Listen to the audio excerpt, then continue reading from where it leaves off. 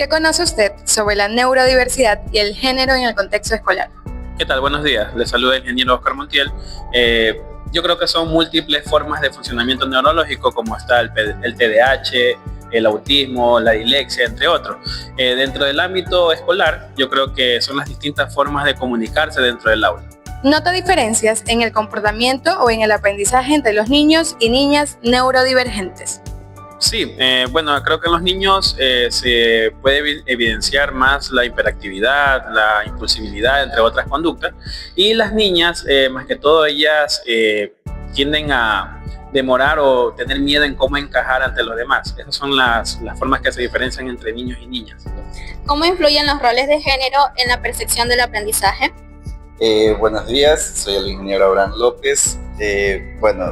Respecto a la pregunta de los roles de género, son expectativas muy distintas. ¿Por qué? Porque la percepción hay que analizar dentro del comportamiento primero de los estudiantes, tanto de niños y niñas, que es diferente, así como su rendimiento va a ser diferente. ¿Por qué? Porque muchas veces las niñas suelen ser más tranquilas, más responsables y más comunicativas. Sin embargo, los niños muchas veces presentan más inquietud, son más impulsivos, muchas veces toman acciones rápidas, lo cual les lleva incluso a problemas de conducta. O sea, ese sería dentro de una percepción dentro del aprendizaje que los estudiantes pueden mostrar dentro del ámbito educativo. ¿Considera que los estudiantes intersexuales enfrentan más barreras en el contexto educativo que los demás? Mencione 2 barreras que se presentan. Bueno, analizando su pregunta, sí presentan muchas barreras, incluso esto puede afectar tanto el estado emocional de los estudiantes, así como su participación y incluso su proceso de aprendizaje, porque pueden ser excluidos dentro de la jornada académica, porque pueden sufrir bullying y diversos otros tipos de trato inadecuado, ¿no? Incluso por sus mismos compañeros de clase. Entonces este tema es muy importante también manejarlo. ¿Cuáles podrían ser 2 barreras? La primera creo que podría ser la falta de información y la sensibilización que existe respecto a estos temas, teniendo en cuenta que muchas veces incluso como docente hablar de estos temas es un poco complejo y hay que saberlo manejar, ¿no? Por eso en muchas instituciones existen departamentos de consejería estudiantil donde este tipo de temas son ya tratados. ¿Para qué? Para que se logre, existe una sensibilización respecto a estos temas que son relevantes. ¿Cuál podría ser? Otras serían las normativas o las estructuras rígidas que existen dentro del gobierno, como las leyes, muchas veces dentro del sistema educativo que tenemos, o la LOEI, que es la ley que rige en este caso al sistema educativo del Ecuador.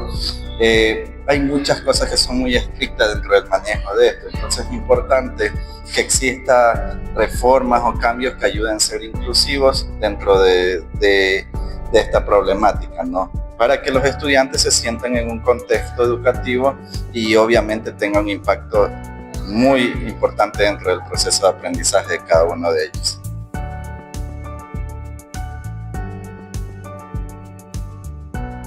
Hola, ¿cuál es tu nombre? Yami. ¿De qué carrera eres? Psicopedagogía. Voy a procederte a hacer unas preguntas. ¿Estaría bien? Sí. Ya.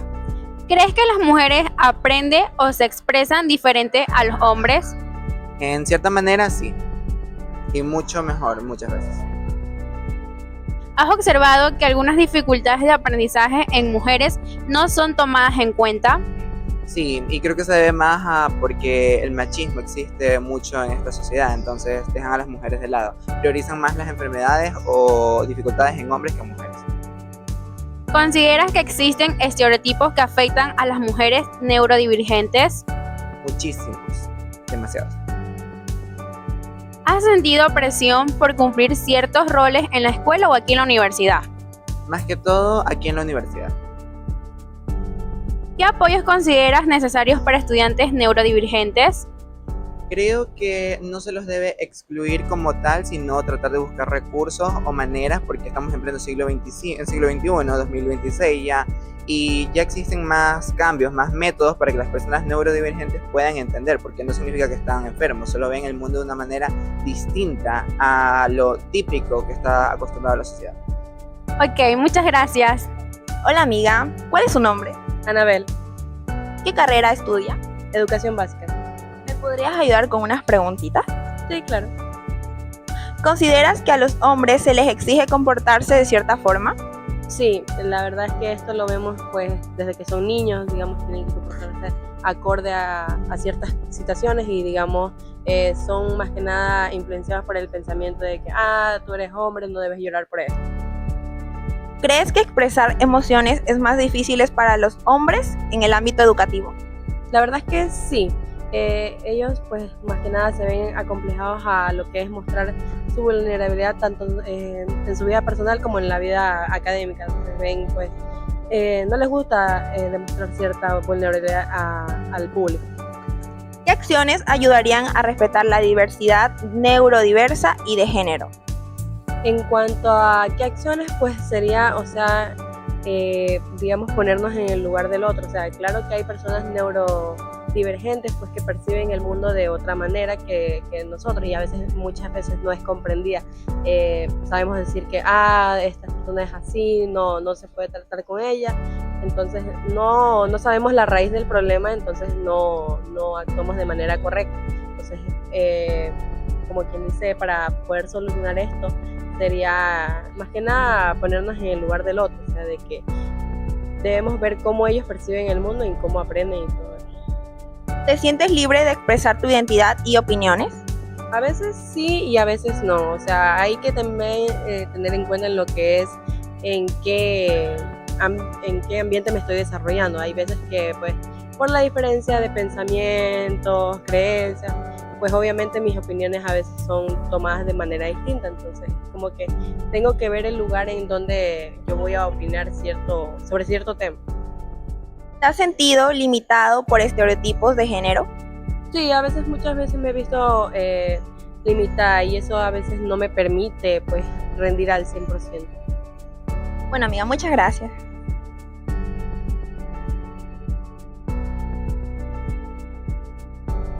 Hoy estamos con la psicóloga Karina Chambers y le vamos a realizar una entrevista sobre la neurodiversidad de género. Como primera pregunta, ¿qué entiende usted por neurodiversidad y cómo la relaciona con el género?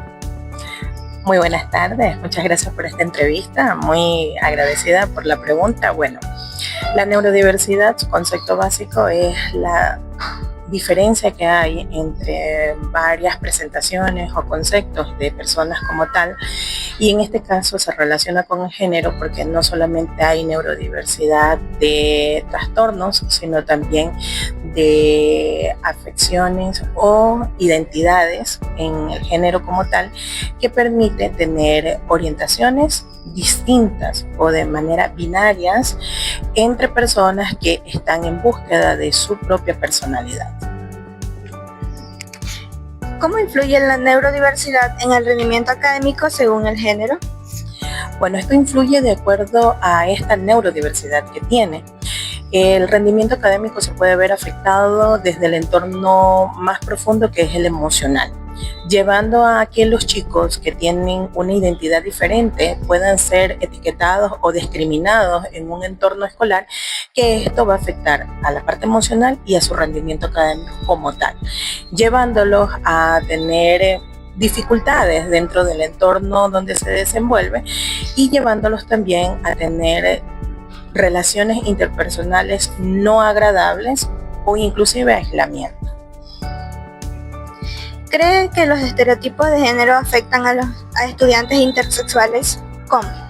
Claro que sí. Los estereotipos son esas etiquetas que estamos acostumbrados a tener para los chicos, ya sea porque tiene una condición, ya tenga un TDAH, un autismo, o inclusive alguien que se identifique con un sexo diferente al género que le pertenece.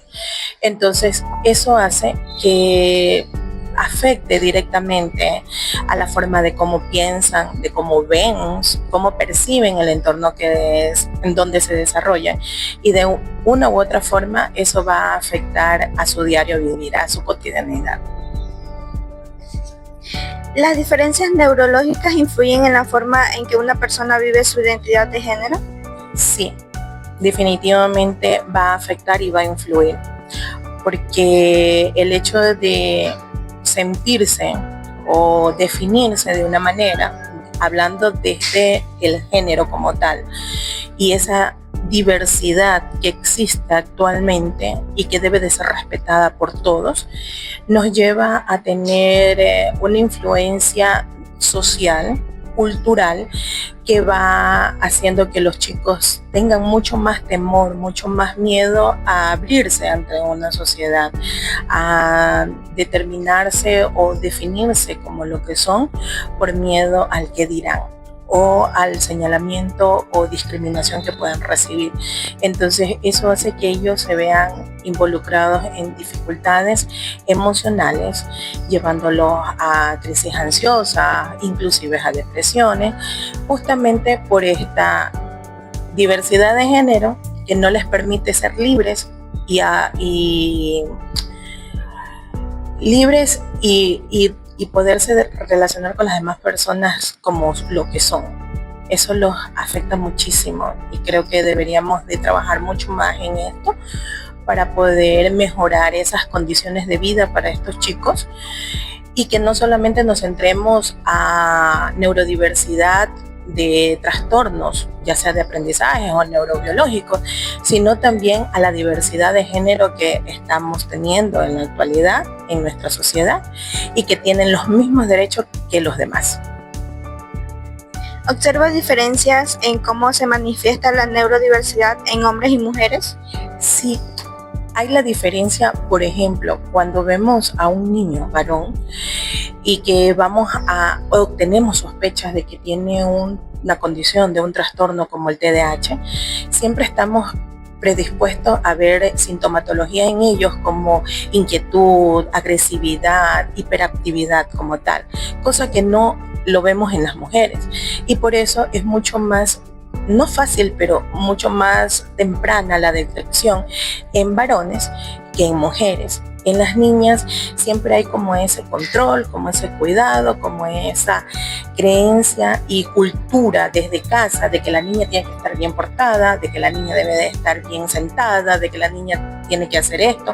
Entonces esto, que también hace parte de ese género, hace que veamos tanta diferencia entre la debida atención y la temprana detección en niños que en niñas, llevando así a que las niñas pueden ser diagnosticadas muy tardíamente y con esto se puede complicar aún más cada una de los obstáculos que se le presentan en la vida y lo que deben de enfrentar académica y personalmente. Gracias. Gracias.